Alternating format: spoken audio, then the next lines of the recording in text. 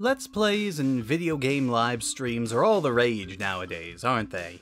Video games in general are climbing closer and closer to being legitimate sports. Hell, in some parts of the world, games like League of Legends and StarCraft are actual sports. Major League Gaming, whether you love it or hate it, is making headway in the newly forming esports world. And while I'm still convinced it's still a long ways off, the future might hold a world where a quadruple kill streak is just as revered by fans as a touchdown, a grand slam, or a goal!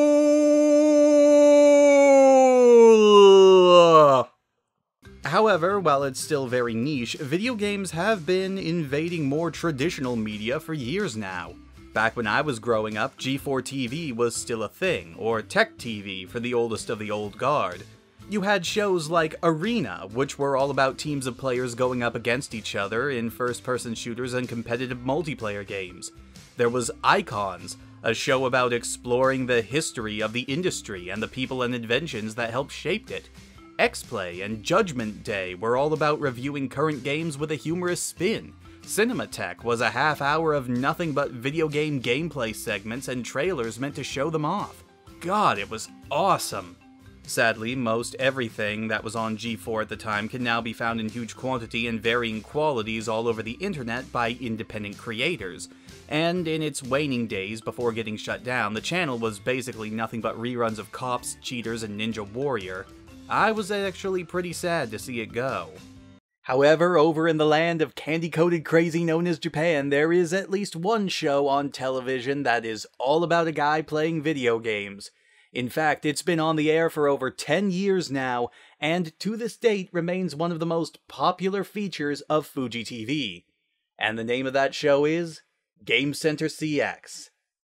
And it is awesome.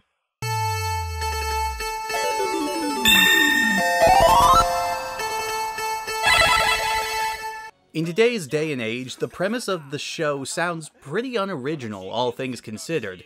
This is Shinya Arino, half of the Japanese comedy duo Yoiko.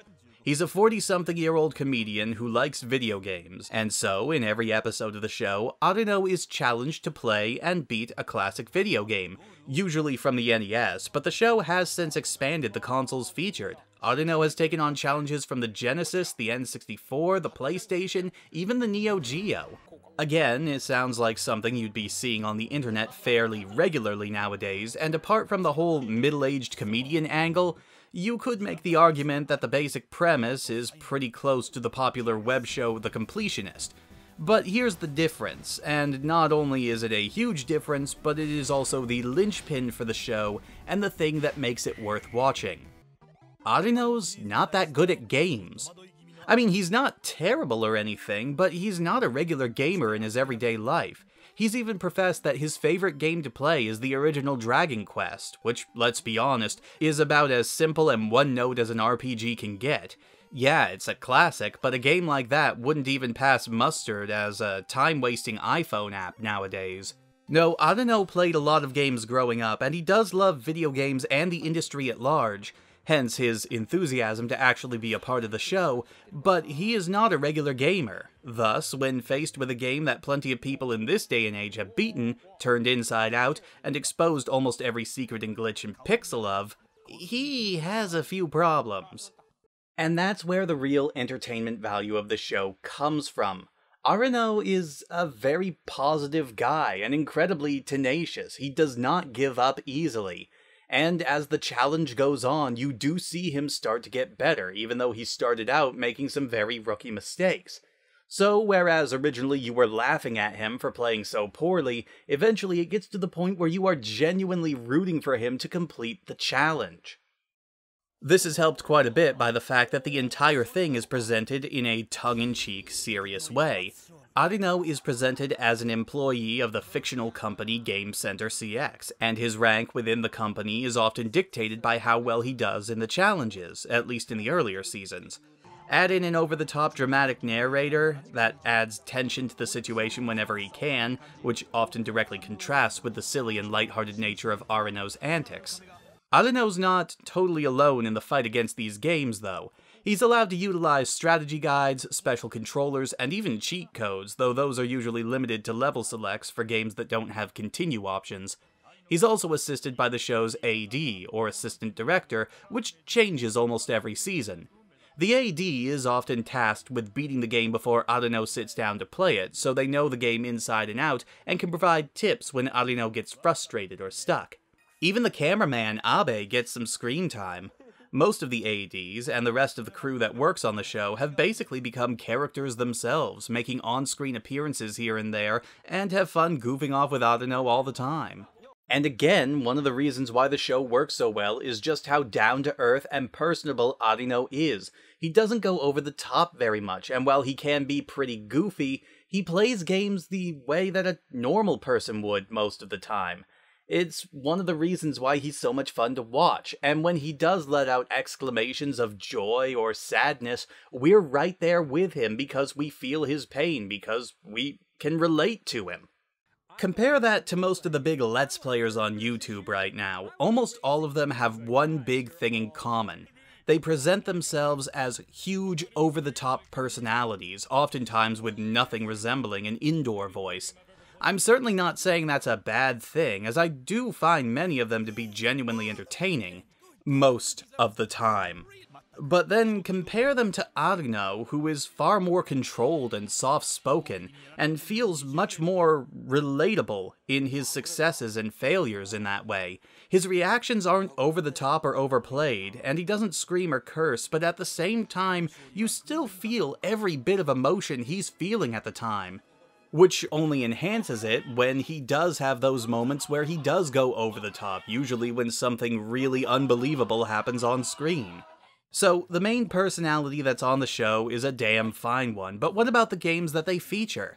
Now, on a network television show, more often than not, you'd think that they'd have some sort of exclusive deal with specific game companies to show off their products or back catalog, but actually no.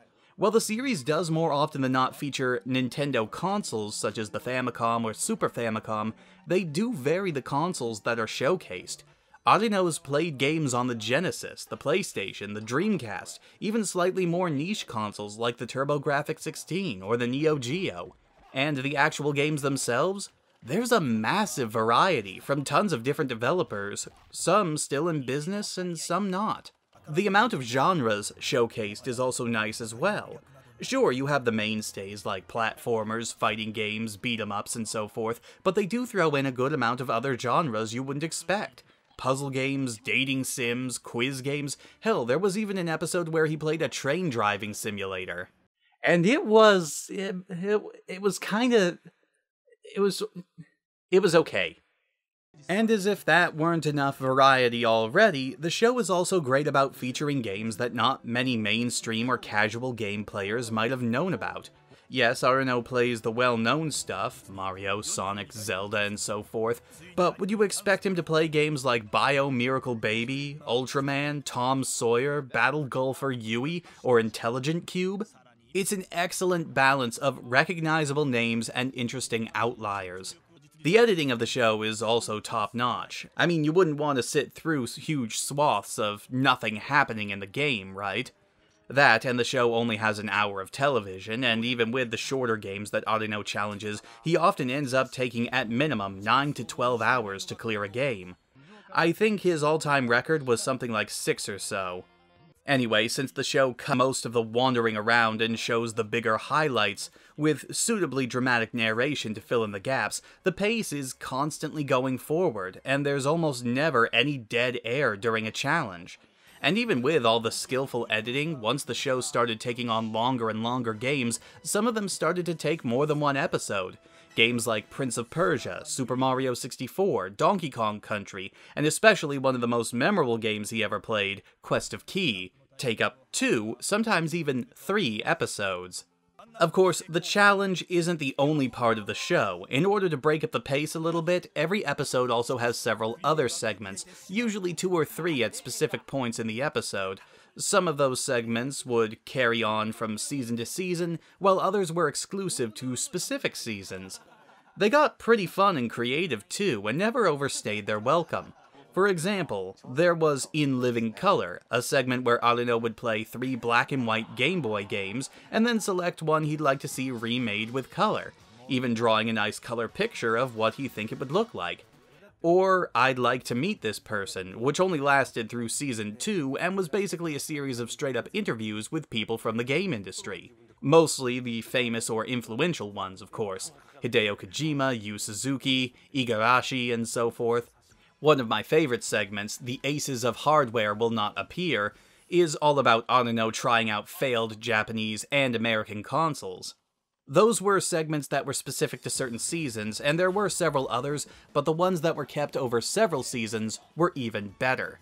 First, there was the Museum segment. In each episode, usually before or after commercial breaks, it would highlight a specific game company's classic library and show off some game footage and give a brief synopsis about the game and the market it made on the industry, if any. But the best segment, and their longest running segment, aside from, of course, the main challenges, was Tamaji. More specifically, You Should Visit This Game Center Sometime. In this segment, Arino would read off a postcard he got from a viewer that gives him the location of an arcade, game store, or entertainment business somewhere in Japan. He then goes to said location and just wanders around, seeing what they have to offer and what makes them special. Now, I didn't get to go to arcades often as a kid, mostly because there weren't that many that were within reach of me. But on the rare occasions that my parents would take me somewhere where there was one, I remember one of the best parts about the whole experience was just walking around and looking at everything there was to play and try out. Tamaji really does its best to bring back that childhood feeling of delight and wonder, wandering through a place that seemed tailor-built just for you and your interests. And it's doubly interesting for someone like me who is a stupid American and will probably never see Japan for myself. So getting a chance to see an inside look at all the different themed stores, game centers, and entertainment businesses throughout the country is a real treat, especially when you consider the fact that, at least here in America, the arcades have pretty much all died off. That, and the more lighthearted music and narration during these segments is a great contrast to the almost parody level of seriousness that the music and narration have during the challenge segments. Thanks to these segments, we come back to the challenges refreshed and ready to cheer Arino on again, and it never once feels like it's dragging. At least for the audience. You have to remember, Arino spends sometimes upwards of 12 hours in a row just playing the same game over and over again. And as the challenge goes on and the frustration mounts, you can tell that it starts to exhaust him. Whenever the cooling pad goes on and the jacket comes off, you can be sure that he's about to get more serious. Despite that, he manages to remain positive while playing, even when serious. And even when a game drives him to the point where he's given up, he manages to do it with a smile and a chuckle. Sadly, there always is some bad to go with the good, but a majority of my complaints here are either extremely nitpicky or are mostly due to the fact that I come from a completely different culture than what this show is meant to appeal to. And so while that might not be very fair, I do feel that they are complaints that are worth addressing, especially for you viewers at home who haven't seen the show, but think that it might be something you might want to get into. First of all, like I said, most of the games are very well represented, but also heavily truncated, and if you're a fan of a particular game that's being played, you might not like the way some of the more well-known set pieces are cut out. The show is usually pretty good at including all of the high points that they can, but now and then they do leave out some of the bigger and more exciting points in a game. Second, unless you have a good understanding of Japanese wordplay humor, there are going to be times when some of the jokes are going to go right over your head because they're so intricately linked with the Japanese language. I maintain that Arino, being such a personable fellow, is genuinely funny without having to tell jokes, but it's important to remember that he is a Japanese comedian, so jokes that are just impossible to translate without providing massive context to help understand that joke is an inevitability. This is probably most evident in episodes where he plays quiz games, as most Japanese quiz games include riddles or joke categories, which, of course, will leave you scratching your head, wondering if you missed a punchline somewhere. I don't think it's something that interferes with the overall enjoyment of the show, but it's something the more casual viewers are going to get annoyed by. Finally, and this is very much my own personal bias speaking here, I'd recommend just skipping the entirety of the first season and going right to season 2. It's true the first season did have Arino challenging some well-known titles like the first 2 Super Mario Bros. Games, and even Takeshi's Challenge, but during the first season, the challenge was not the focus of the episodes. Instead, it was a more traditional news and interview show, with some comedic elements thrown in. For example, the very first episode of the show, featuring Takeshi's Challenge as the game, only dedicated about 5 minutes of its hour-long runtime to the challenge itself, and for most of that, Arino was just reading a strategy guide for every single step of the journey. It did have a few varied challenges beyond just beat the game because of a lack of focus though, such as attempting to receive specific point bonuses in the shooter Star Force, or beating the bonus stage in Yi Kung Fu. While I appreciate the variety somewhat, these challenges were not nearly as interesting as what would come afterward. And there you go, that's basically all the complaints I have, and like I said, most of them are relatively minor. It's just a solid hour of entertainment on television, whether or not you happen to really like games. Its longevity speaks for itself, as the series has spent over 10 years on the air in Japan, and doesn't seem like it's showing any sign of slowing down, at least at the time of my recording this. The series has over 216 episodes to its name, and several dozen specials, many of which are just as entertaining as the show itself, such as the broadcast celebrating Arino's 40th birthday, or an entire special where he visits America to have a meet and greet with overseas fans. There was even a special live television New Year's broadcast, where Arino spent over 5 hours attempting to beat the exact same stage on Quest of Key. The broadcast went something like 2 or 3 hours over the midnight cutoff time, though it did lead to probably the most memorable victory of the entire show's run. If you haven't figured it out by now, I highly recommend and enjoy this show, and I do really want to see more people get into it. Unfortunately though, if you're curious about it and want to check it out, your options are sadly limited unless you live in Japan.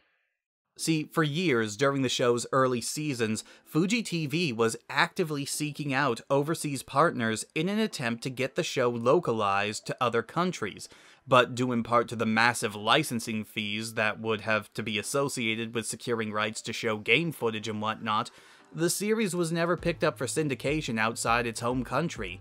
Even the DVD sets in Japan don't have full episodes on them, just the challenges due to the licensing fees associated with even showing the non-challenge segments. So it's more like a compilation of select challenges. That being said, a few years ago, gaming news site Kotaku did secure the rights to broadcast 12 episodes of the series on their website, even going so far as to get a new narrator to dub over the existing one. If Arino doesn't win this hole, he will lose. This is a critical tee shot. I didn't find the new narrator nearly as charming, nor does he really seem to make an effort to properly pronounce some of the Japanese words that are sprinkled throughout his script, but I guess that's just my preference for the dramatic flair. However, once the license to show these episodes ran out, and they ran out very soon after the last episode was shown, the episodes were unceremoniously removed from the site, and Kotaku made it clear that they weren't interested in renewing the license for more episodes. In my opinion, all the better, because Kotaku is a Gawker-owned website, and I hate the idea of giving them anything resembling positive press. Luckily though, those 12 episodes, plus 2 more, were picked up and placed into a DVD set by good old Discotech Media, an online store that is usually dedicated to releasing out-of-print, cult, or fan-favorite anime and movies from overseas. These are the guys that released the entirety of the Monster Rancher anime out on DVD, so that automatically makes them my heroes. Sadly though, these 14 episodes, and bear in mind it's only the challenge segments, nothing else from the show, remain the only pieces of the show to be officially localized. If you're at all interested in exploring the show further than that, then your only real recourse is to look up the fan subs of the show, which I admit is the only way I was able to find as much footage of the show as I did. I'm not normally one to advocate piracy, but I do believe this is a show that a lot of people can enjoy and should at least try out, so The fact that Fuji TV has pretty much abandoned plans for localizing the series does ease my guilt a little bit, and it's not like the fan-subbed episodes are really hard to find, or that they're being very vicious in enforcing their copyright over the show, at least here in America. Now, it does mean that I can't directly link you to the fan subs because of legal reasons and whatnot, but like I said, they're not hard to find. If you just Google Game Center CX, that's basically the first thing that you find if you happen to be in a country outside of Japan.